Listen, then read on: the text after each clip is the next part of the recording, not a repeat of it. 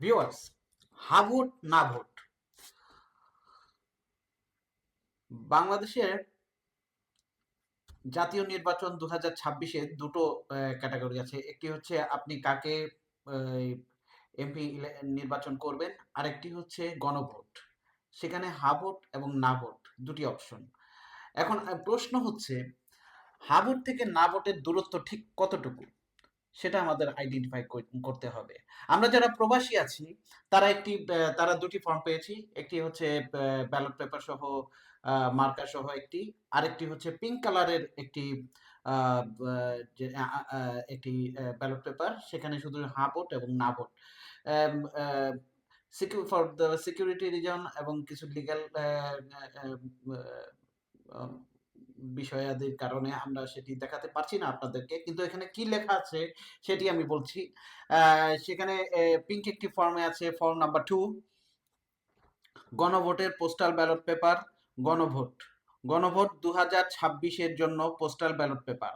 আপনি কি এই আপনি কি জুলাই জাতীয় সনদ বাস্তবায়ন আদেশ 2025 এবং জুলাই জাতীয় সনদে লিপিবদ্ধ সংবিধান সংস্কার সম্পর্কিত নিম্নলিখিত প্রস্তাব সমূহের প্রতি আপনার সম্মতি জ্ঞাপন করিতেছেন?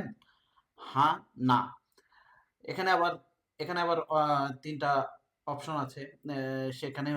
সেখানে কতে লেখা আছে নির্বাচনকালীন তত্ত্বাবধায়ক সরকার, নির্বাচন কমিশন এবং অন্যান্য সাংবিধানিক প্রতিষ্ঠান জুলাই সনদে বর্ণিত প্রক্রিয়ার আলোকে গঠন করা হইবে। খ,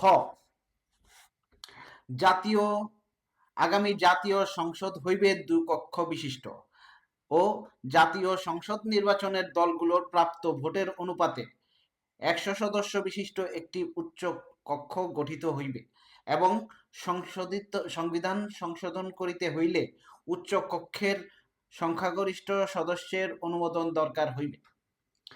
গ, সংসদের নারী প্রতিনিধি বৃদ্ধি, বিরোধী দল হইতে ডেপুটি স্পিকার ও সংসদীয় কমিটির সভাপতি নির্বাচন, মৌলিক অধিকার, বিচার বিভাগের স্বাধীনতা, স্থানীয় সরকার, প্রধানমন্ত্রীর মেয়াদ, রাষ্ট্রপতির ক্ষমতা সহ তফসিলে বর্ণিত যে 30টি বিষয়ে জুলাই জাতীয় সনদে ঐক্যবদ্ধ হইয়াছে সেগুলো বাস্তবায়নে আগামী সংসদ নির্বাচনে বিজয়ী রাজনৈতিক দলগুলো বাধিত থাকিবে।